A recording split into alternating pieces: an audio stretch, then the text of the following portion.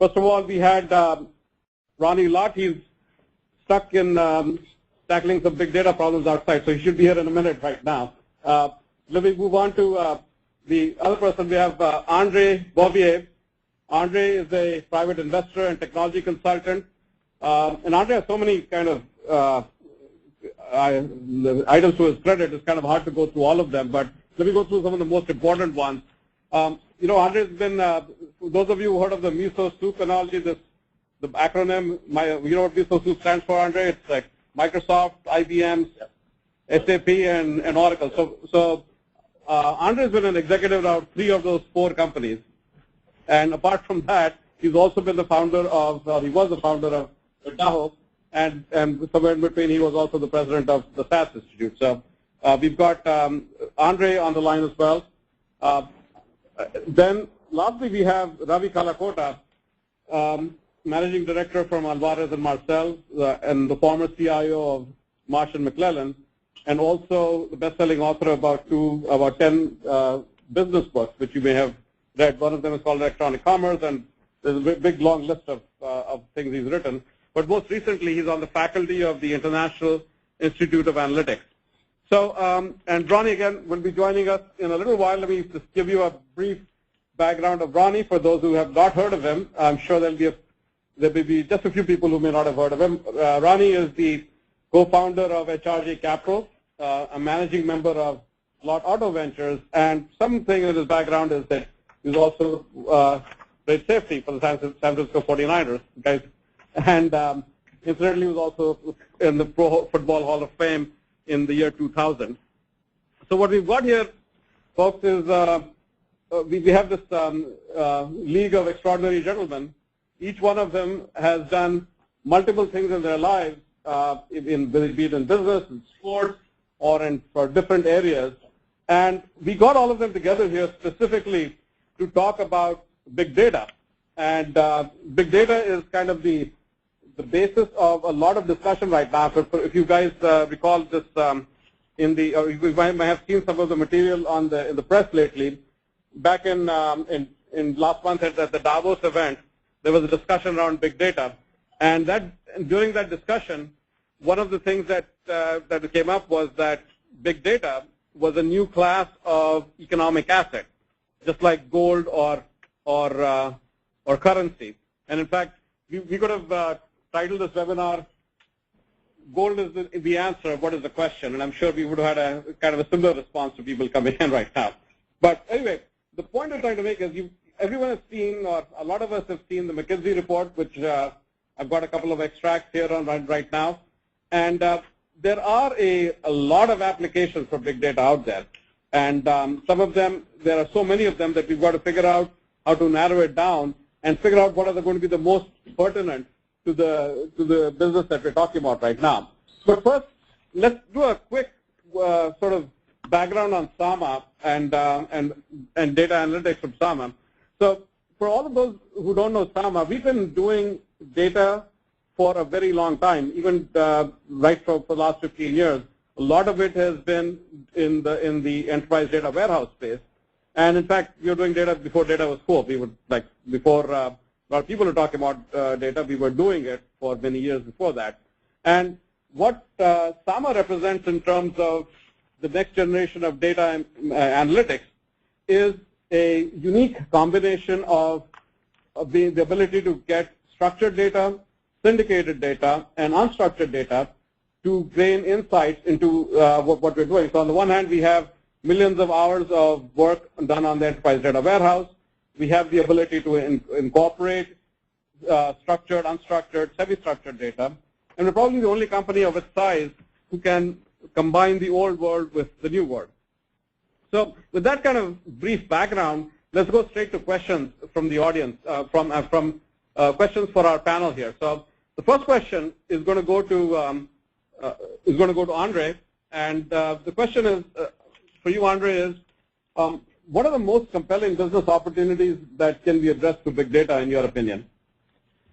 Well, let's first define. I think, in fairness to the audience, we should describe what big data is, because it's got a lot of different. I think it's a term that's badly overused or abused and overused in the industry. So let me first start about what big data is.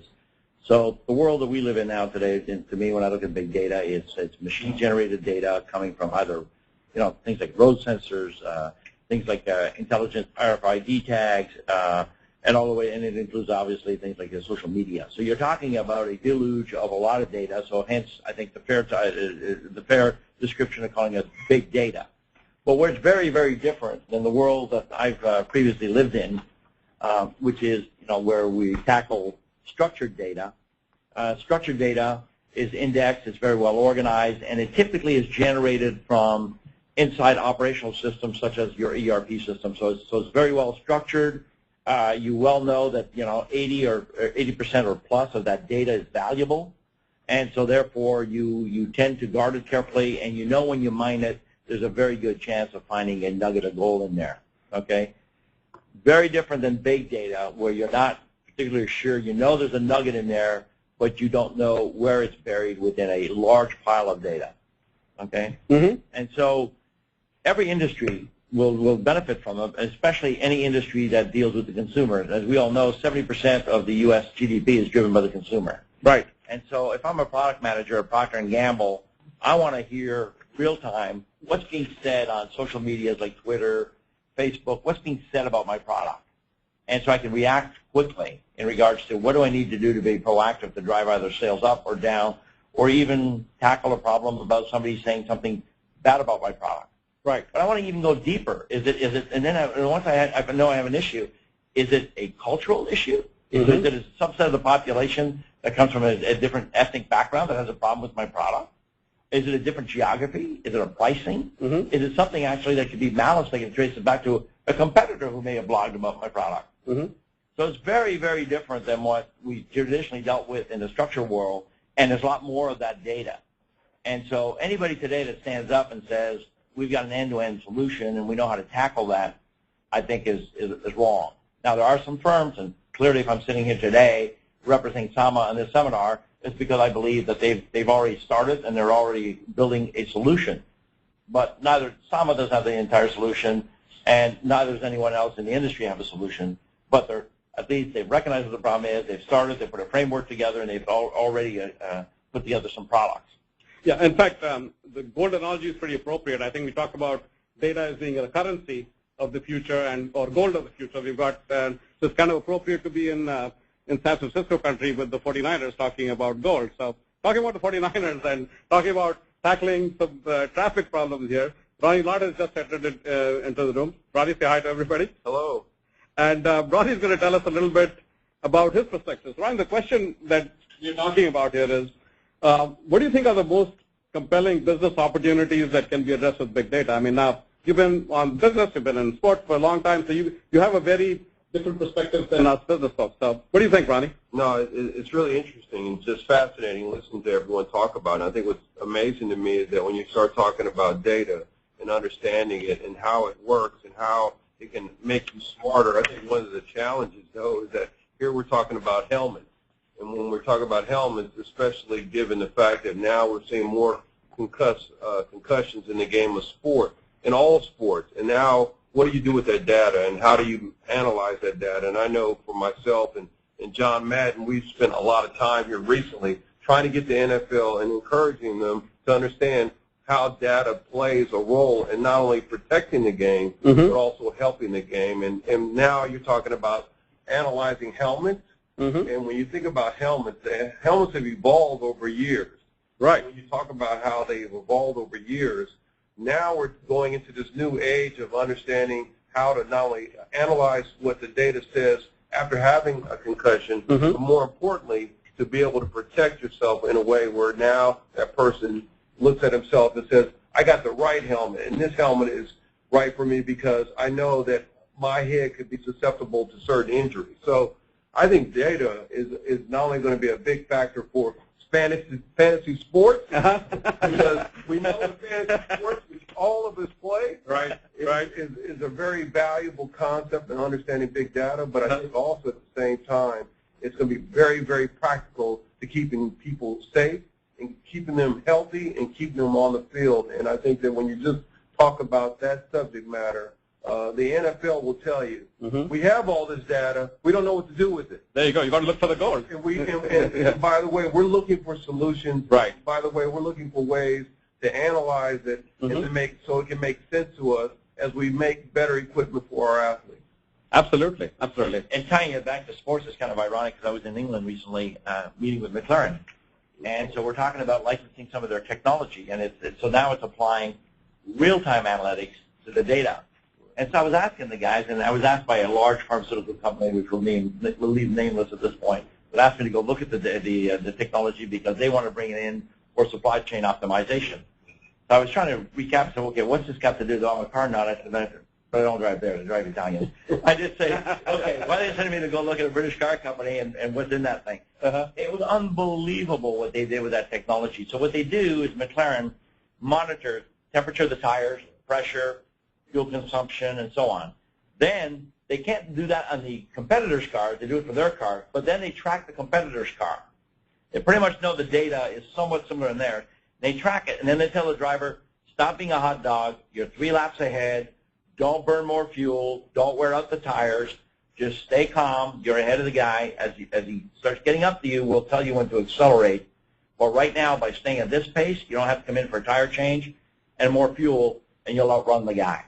And it's fascinating because you think the driver is really driving, and he is, but he's really the extension. It's really the pit crew that's sitting there with all the data. It's really what I call the data jockeys that are really running the show. Right. We're saying, move forward, move this way, move this, and the race is actually won that way. You still need a good driver, don't get me wrong, but a lot is the data. And so now we're tying in the concept of real-time analytics to big data. Right? And we're talking big data from a car. So I can imagine when we're talking about big data coming from a social network, right, whether you're doing a political campaign or whether you're doing a product campaign, the amount of data. And I think the key is to finding the right consulting firm that can help you come in and analyze your specific requirements. And today, I have to say, they're going to have to stitch some pieces together for you because there's not an off-the-shelf solution. And it makes me kind of think you go back 20-some-odd years where large corporations had a supply chain optimization issue. They would bring in consultants. They would do a BPR, business process reengineering study, and as a result, they would codify that into an ERP system. That's well proven to have paid for itself, and today nobody questions the wisdom of an ERP system. Right. But now we're going to have to go to the same thing now as we tackle on what I call the information supply chain within your organization. And now the extra thing is you've got to deal with external sources of data that affects your company, okay, in real time. Well, right. You said it best. I mean, the driver now is equipped to be able to make better decisions. Imagine you're the CEO and you're driving that company. And by the way, not only are you understanding all the data that's coming through you and by you, but at the same time, having people around you that are helping you analyze the data is going to allow you to be a better CEO. And it was great. I was sitting here. I would love to drive a McLaren. I'd rather be driving a great company. I'd rather be able to drive a great company knowing that I got the right resources around. Right. Well, and ironically, around this table, I mean, you and I are probably the guys who put the heat on to the CEO and the CIO. I'd like to hear that actually from Ravi, who's been a CIO, and say, Ravi, how would you tackle the problem today? Well, Andre, I think the opportunities that we are seeing, at least from a consulting side, are quite varied, depending on the maturity of the industry and the pressure that the industry is under.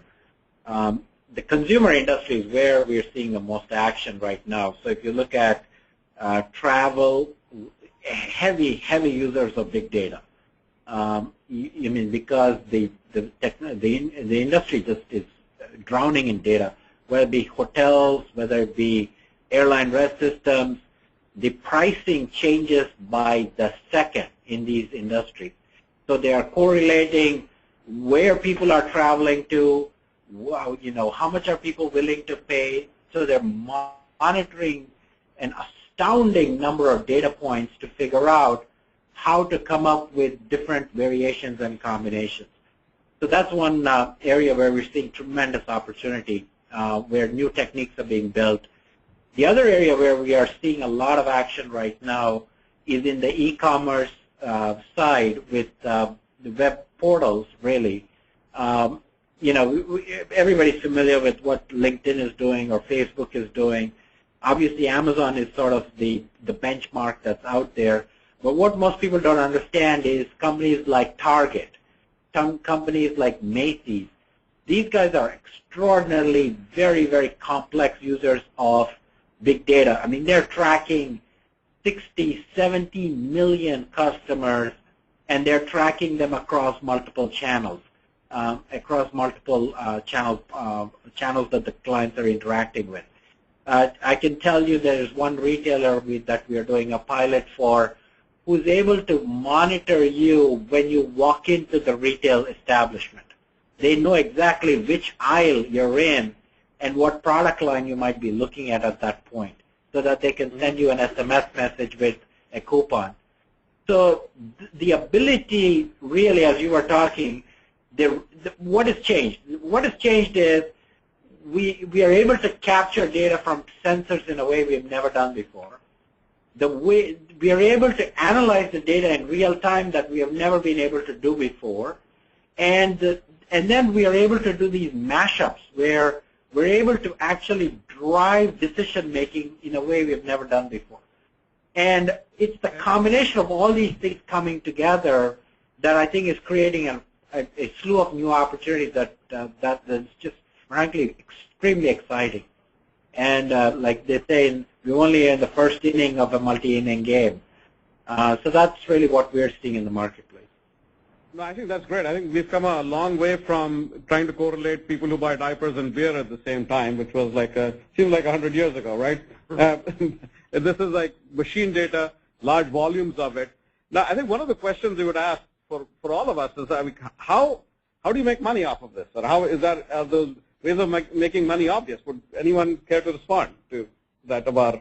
Well, it depends on the side of the table you're sitting at. Right. So if we're addressing the audience here, and obviously I don't know who's on the other side, right, as an audience, but I can guess that anybody sitting in the audience, right, their business has to be impacted, as I said before, to dealing with the consumer, whether it's direct or indirect. When you have the consumer dealing, driving 70% of the GDP, right, you're either making a product that you're selling directly to the consumer or it's being sold indirectly to the consumer. Okay?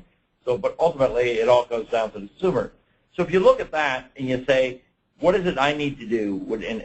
And my recommendation is to start with a small project, bring in your trusted advisor or your favorite consulting company to come in, analyze what you're trying to accomplish, right, and then start with a small project. But you have to start to be able to tackle the big data issues today, okay? Right. Because if you don't, your competitors are going to. You need to understand what the sentiment is. In fact, the U.S. government, okay, the Treasury, which isn't exactly known to be the most dynamic of the department, but the Treasury last year put out an RFP where they want to capture all the data in regards to, so they can analyze consumer sentiment, so that they can set policies on, do we raise interest rates, lower interest rates? What do we need to do to stimulate the economy?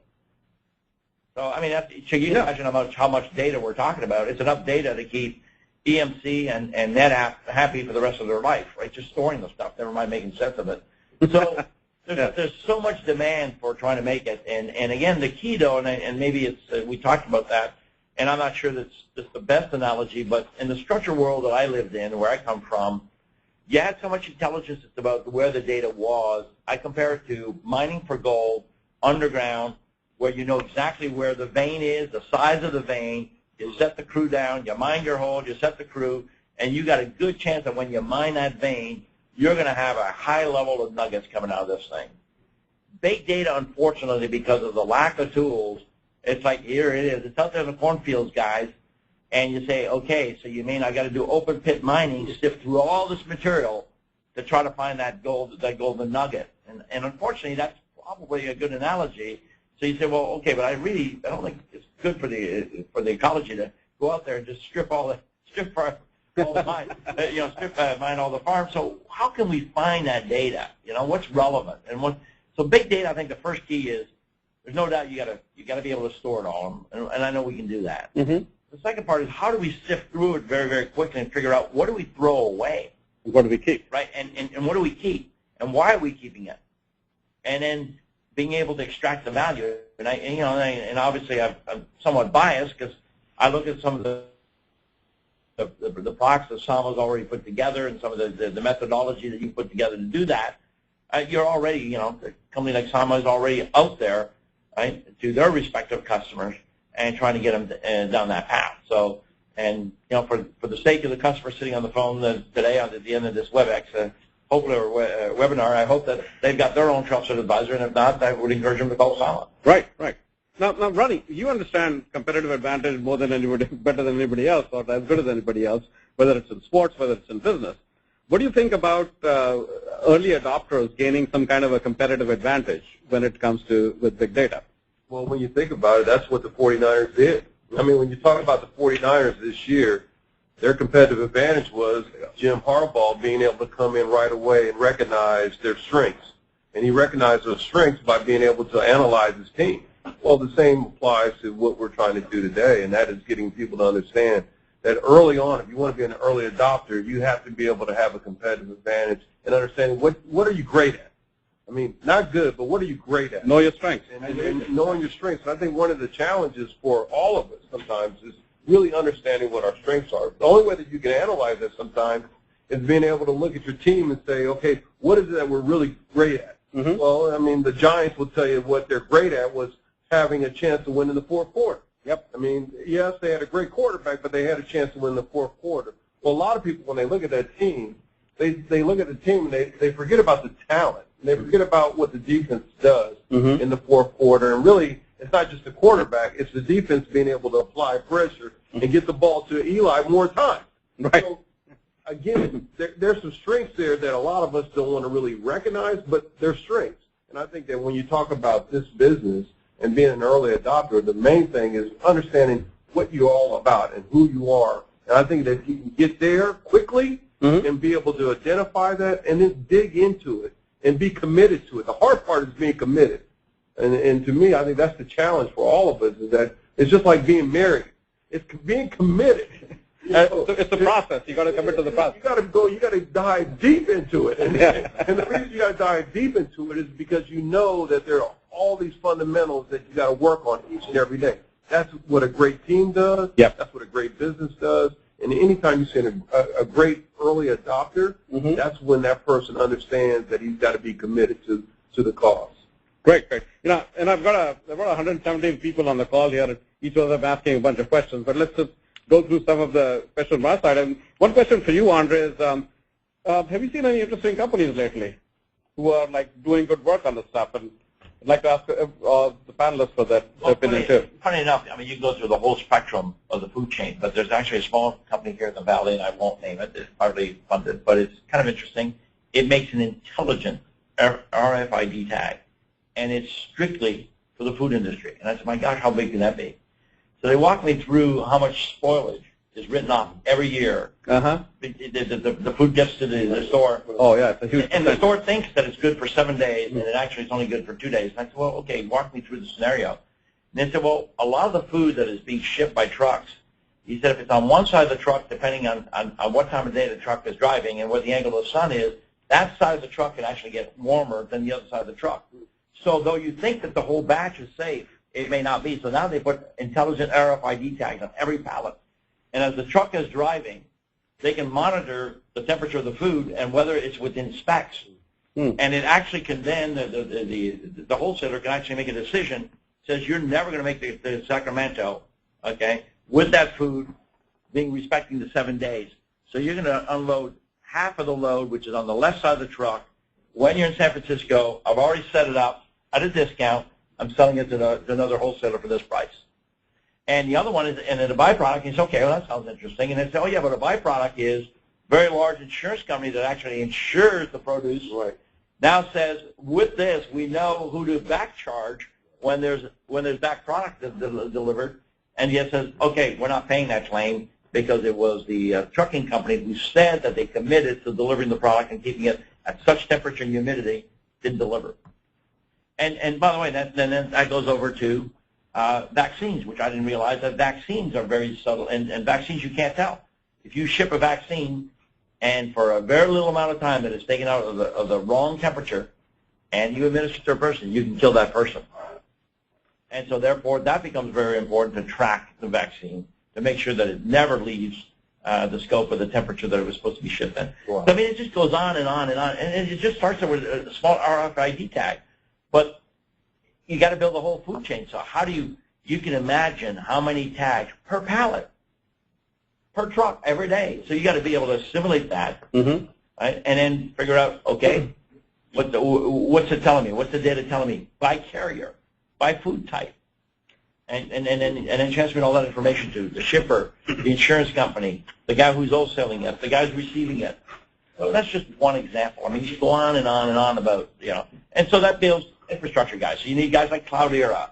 You need people like NetApp to be able to store the data. You need people like Pentaho to be able to extract the information and generate a report out of it, right? The platform that you guys have put together here at Sama, right, with 6 Sense, right, to bring that even a further step forward, right? So there's a whole bunch of interesting companies in the Valley, and the interesting part about it is nobody owns the whole solution, and so co-opetition is the key word right now in the Valley. Until somebody wants to decide they want to be the 500-pound gorilla. But right now it's co-opetition out of necessity. Everybody's got to work with everybody else. Exactly. Very interesting. You're talking about examples which are life and death, like vaccines. And Ronnie is talking about helmets, which you can kill people if you don't have them designed properly and all that kind of stuff. So it's no longer like a nice to have. Big data is going to be or big data-based analytics is going to make the difference between success or failure or life and death. In the case of the healthcare example. Oh, yeah, and if properly applied, I mean, I don't mind somebody knowing technically where I am with my GPS positioning on my phone and send me an ad that's relevant to me. Like, okay, like last night I was in San Francisco. Well, they know that I don't live in San Francisco.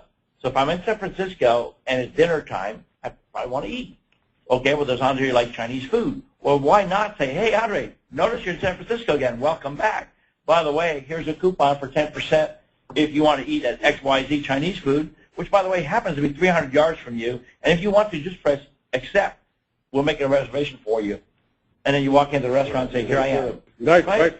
And, I mean, you can go on and on about examples, but you can imagine, just fathom the amount of information that's got to be processed. But if it's processed properly, and then you approach me with something that's interesting to me instead of, I hate to say that, but somebody's sending me an ad for golf or something. My gosh, I wouldn't even know what a golf club. I probably know what a golf club looks like, but I don't know what it means, right? So you want things that are relevant to you.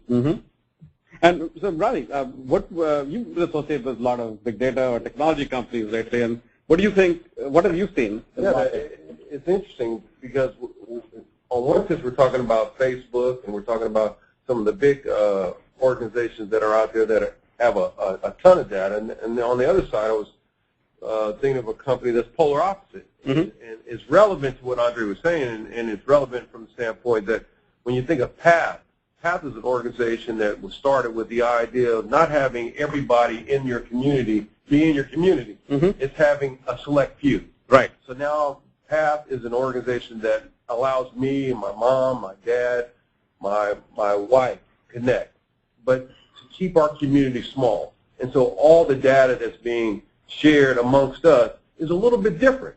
I mean, in my case, if I'm on Facebook, I can't share everything. Not get a lot of people. I don't want to share everything. But with Path, I have the ability to kind of keep it, closed. I can share it amongst my friends. I can not only share it amongst my friends, but the experience is the same. You still want to be able to have that ability to be able to have somebody share with you the opportunity to go have a nice dinner amongst your family. And the only way that they can do that is being able to understand what's going on within that small community. Right. So, yes, we have big communities, and yet a company like this, Path, will be able to analyze everything that I want for my mom and dad, everything that I want for my wife, and better yet, it's going to probably be richer for me. It's going to be something that improves your experience. That's not only going to improve my experience, but it's going to be more relevant. And relevant means that I want my wife to be happy, right? Right. I mean, and so for us, I think where you're going to start to see is that it's going to be a different type of touch. Mm-hmm. I mean, when you talk about touching another human being, mm-hmm. we do touch a lot of people now, but what if we're able to touch a person with different emotions mm-hmm. and different feelings? And I think that Path understands that, and I think that what you'll start to see is that we'll be able to emotionally do analytics on the things that hurt us, and the things that help us, the things that drive us, the things that we love. And I think that's another area of intelligence that we'll see, and Path is starting to kind of create that dialogue in that community that's allowing us to really feel close to one another. Yeah, in fact, that's an example. Emotional analytics. That's a great sort of example of something which is very different from what we've seen before. I mean, just like you talk about, again, what was the question? There are so many different questions which could be addressed. Well, I can tell you right now, Sunday, watching the 49ers play, mm-hmm. and the emotional intelligence that went on in that game. Yeah, we could have an emotional feature there. It was all over the place, right? In the fourth quarter, it was all over the place. And yet, right. I think that, imagine if the 49ers had a chance at that moment, right at the end, to say, guys, we need all the fans to do this at that moment. Right. I know for a fact that there's always a moment in the game where you really need something else other than just making a play. And now, as an organization in sport, you will be able to move people in a different direction just because of emotional analytics will allow you to say, this is what we need at this time. So there are going to be things that I see in sports that's going to change the evolution of the game. And the reason it's going to change is because now we can analyze that data real time. Great. And it's kind of ironic because to tie that in, as you well know, I started my career as a hardware engineer, but so computers can only store zeros and ones, and so they can only mimic how the left side of the brain thinks. And I'm going to Korea next month, actually look at a company that the way it stores information is not a zero and it's not a one, and it's got a different charge in this, it's called memristor. So it's a different charge that it can keep in a combination with resistor and memristor, and you can mimic the gray area of a brain, and therefore you can start mimicking sentiments. Mm-hmm. And so you'll eventually be able to actually, and so you'll be able to measure emotional characteristic and store it. More important, store the emotional characteristic. Wow, and play that back again and get relations, I guess. It's fascinating. Toyota has their secret products of cars and what the future is going to look like in their products. It was amazing when you see what a car is going to look like, 10 years from now. And what's fascinating to me is that here we're talking about some of the things that you just pointed out. And what I'm amazed at is that all of a sudden you start to have this intelligence.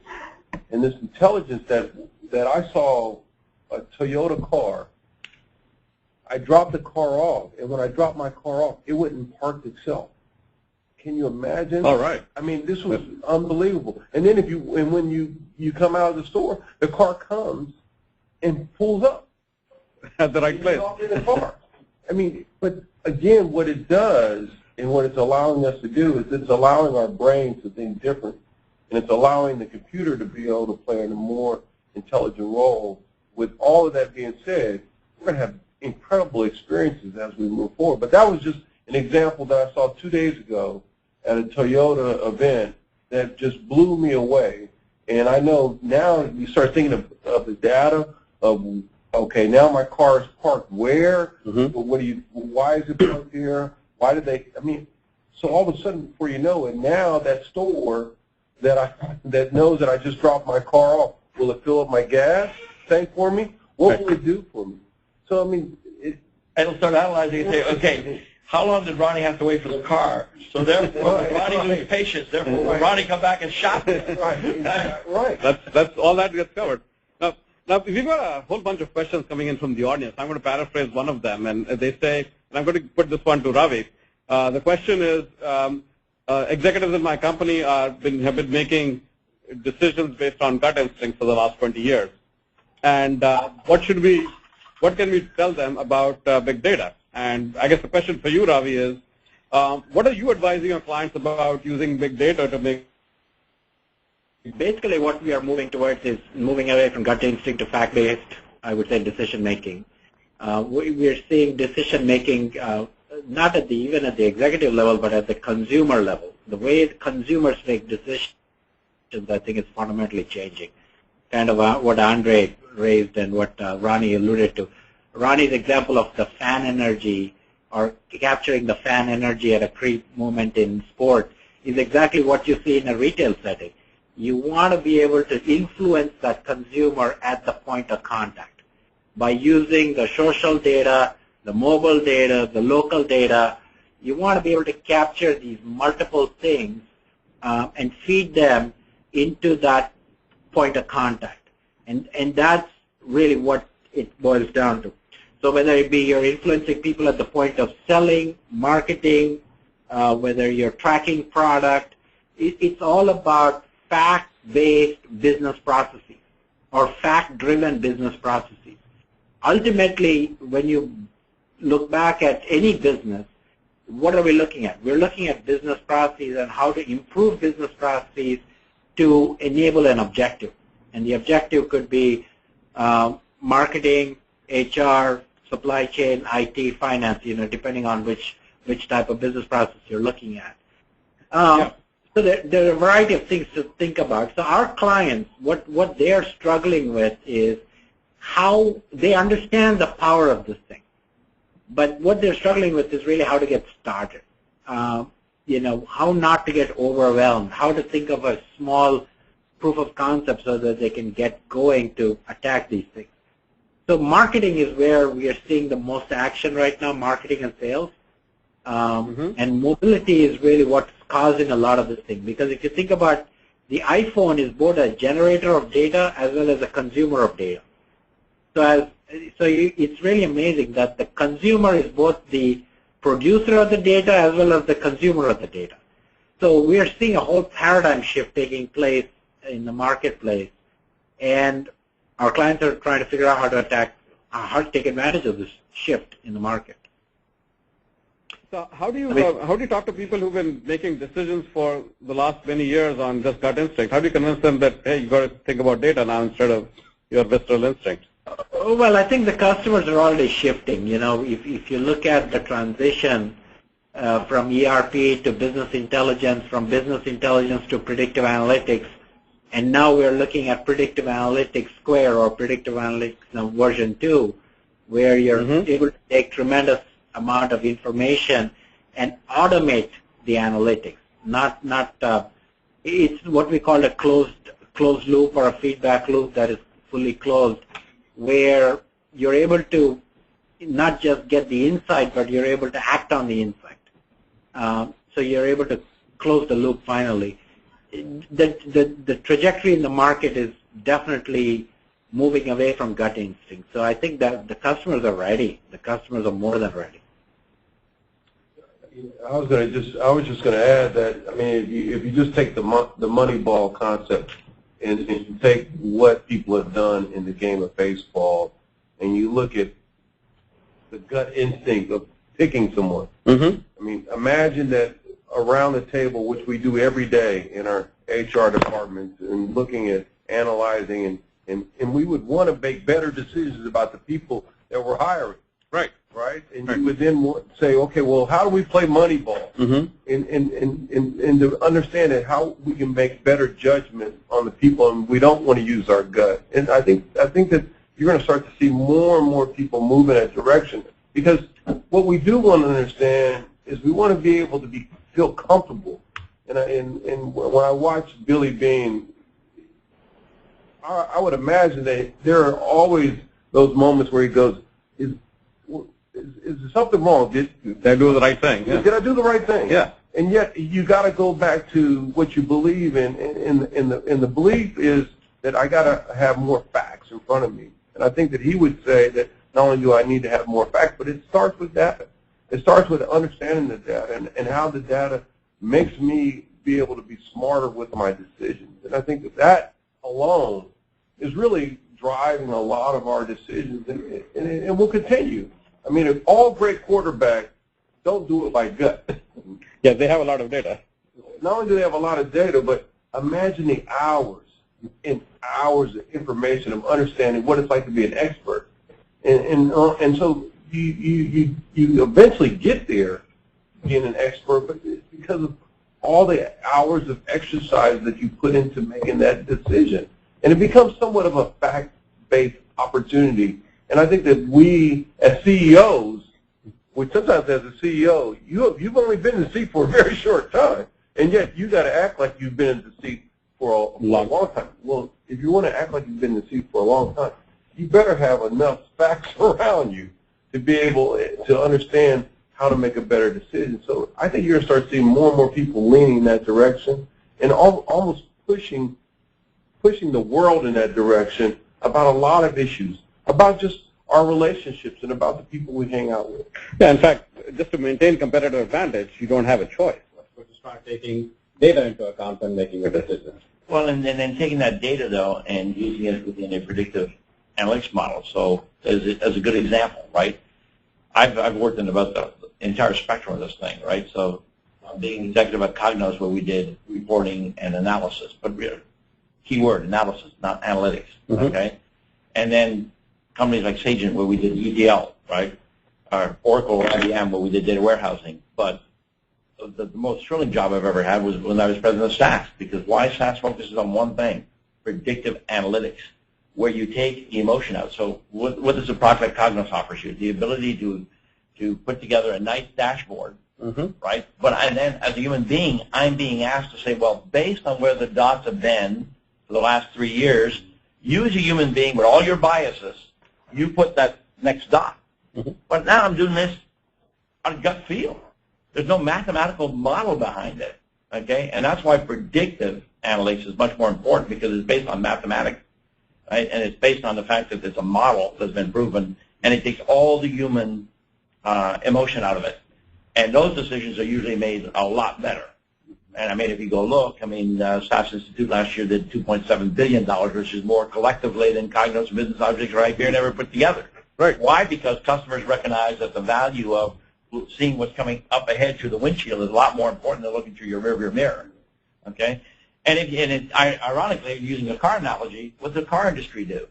It started with ABS brakes, and then it said, okay, I'm going to tie that into the engine management system. I'm going to tie it into the stability control, and then it all puts that data. So it's constantly monitoring your wheel rotation, spinach, all that, and it puts it into a real-time analytics engine, and it says, based on the angles of the wheels, the slippage between the wheels, and where the car is going, okay, it's time to take control away from Ronnie. He's going to put that Porsche on that street. It's called Porsche Management System, right? PSM. And it takes the control away from Ronnie and says, okay, Ronnie, the little light left. It takes control of the car so Ronnie doesn't put the Porsche up the tree. And I'll tell you, I mean, I can tell you, I've tried again and again. I thought I was a pretty good driver, but I can tell you my track time is better every time I have the electronic nannies turned on as opposed to off. And it gives you advice as you go along. It doesn't give you any advice. It takes control. It takes control right away. As a human being, you can't react that fast. So Yeah. it's a real-time analytics engine that takes in all the various inputs and makes a decision on your behalf. Okay, because for you folks who are old enough on this webinar, when you were a kid learning in school, what were you learning when you in driving school? Pump the brakes. If you hit today, you don't do that. Do not do that. Just hit the brake. The ABS control will take all the control away from you and will stop the car in due time, right? And if you don't, there's airbags. Yeah, there are consequences for that. Yeah, so I have another question for Ravi from the point of view of enterprises. One of the questions that's coming from the audience again is, have large enterprises graduated from the talking phase on big data to the doing phase of big data? Have they graduated, or are they still in the early stages? What do you think people are really doing right now? Do you have examples of what people are doing to make this successful? I think that's a good question. There are leading companies that have embraced this, and they're moving really fast. Whether they are in logistics, like Federal Express, you could call FedEx a UPS, a big data company, because they track millions and millions of points. utilities. The government, actually, believe it or not, is a big data place right now, whether it be in the intelligence community, whether it be in law enforcement. There are fantastic things happening in government that are all around big data. The smart meters in the utilities industry is big data. Retail we talked about, travel we talked about. So there are certain bleeding edge things that are just not just online, they're in real world, are happening right now.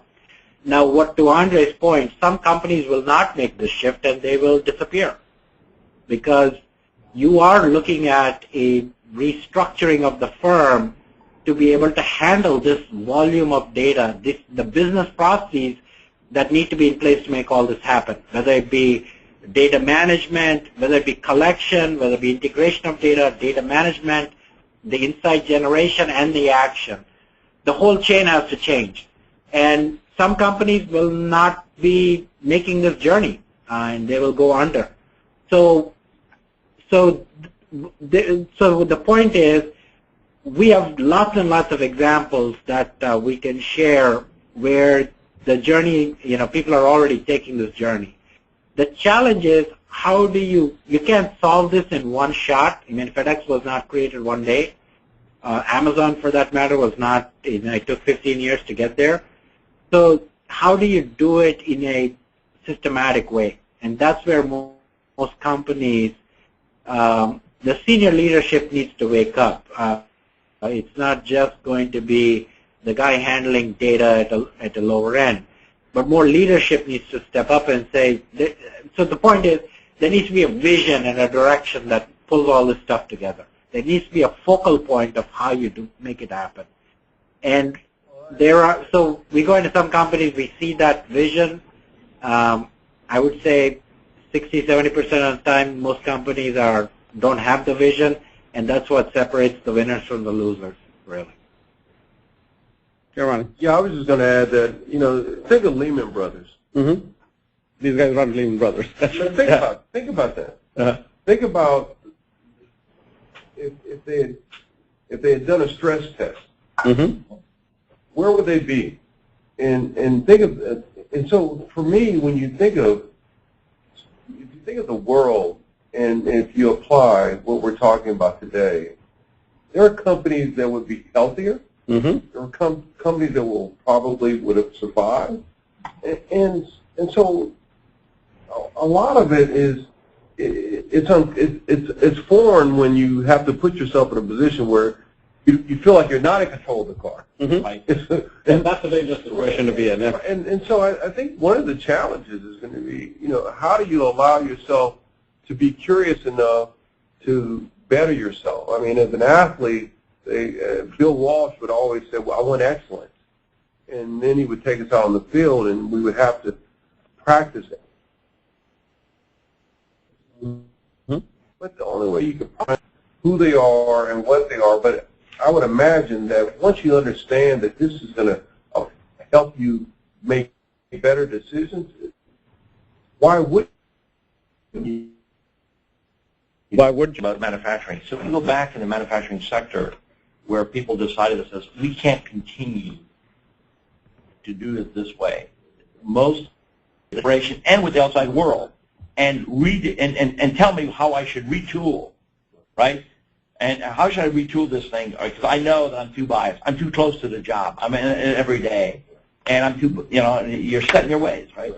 And get that consulting firm to jolt you, and then introduce you to some new tools and some new methods, and then retool it. Because if you don't, the old way is just not going to work.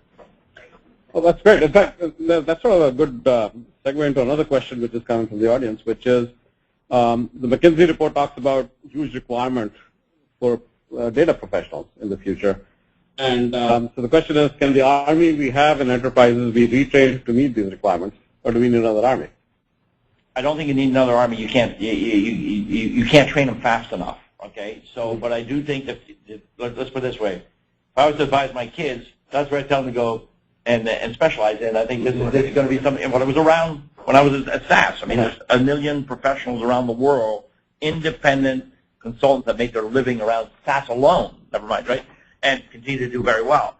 So yes, you're going to need some data scientists, but we're kidding ourselves. We think we're going to be able to crank them out of the universities fast enough. And so I think that you've got to look at frameworks. And again, I've got to be careful here so I don't self-promoting. But if you look at the framework that Sama's put together with 6 cents, right? So that a few data scientists could use it, as opposed to needing a whole army to replicate what that framework does. So you're going to have to look at frameworks and tools that can automate them to be able to do that.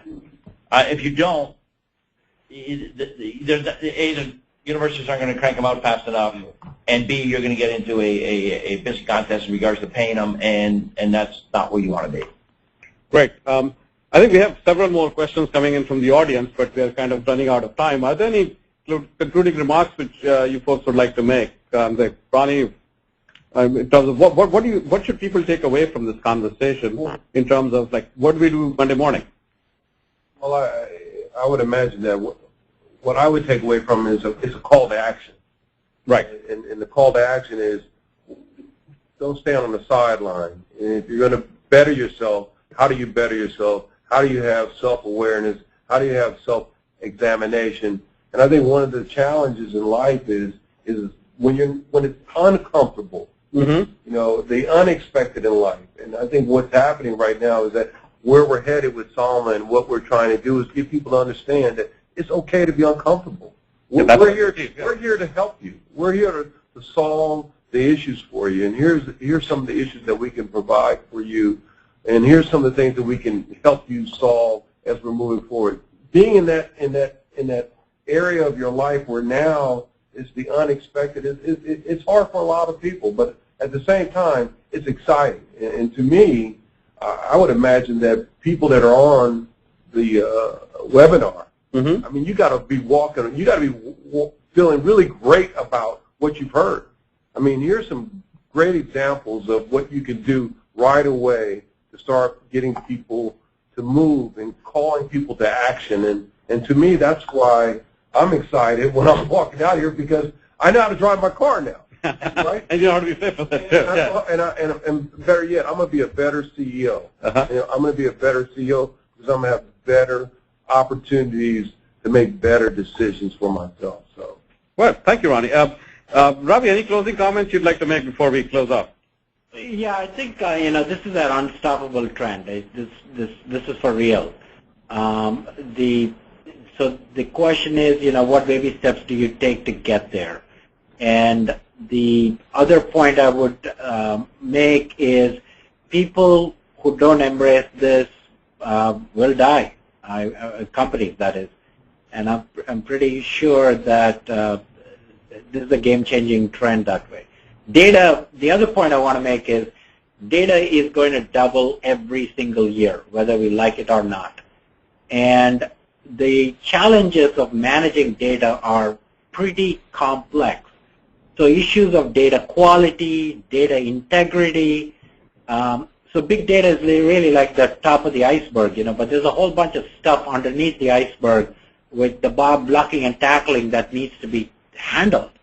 And I think we shouldn't lose sight of those fundamentals, because that's going to be what's going to separate the winners from the losers. So that's the point I want to make. No, fantastic. Andre? My remarks are simple. I mean, if I was on the other side of this webinar, I'd be looking at saying, what small project within the firm can I start with? Who's my external trusted advisor I can bring in to help me do that? Because most likely you don't have it internally. Don't be afraid to fail, because I'm telling you, if you don't start now and you wait for the world to you know, you're saying, hey, I'm going to let everybody else go with their project, I'll learn from their failure. Too late, the world's passed you by then, and they'll have passed you. It doesn't matter what industry you're in. So take the risk. Take and I'm not saying a wholehearted plunge for the whole firm. Take a few projects, but get to master it now. Understand how you're going to do it. That's just my advice. Well, thank you. I think we've had an excellent discussion here with, as I said, the League of Extraordinary Gentlemen. Thank you, Ronnie Lott, Andre Bobbier, and Ravi Kalakota. If you have any more questions, I know there are a lot of people who have questions from the audience who are not able to get them answered right now. Send all your, you can send email to bigdata_questions@sama.com, and we'd be happy to answer these questions as we go. very soon from the panelists and from the experts at SAMA as well. Thank you all for tuning in.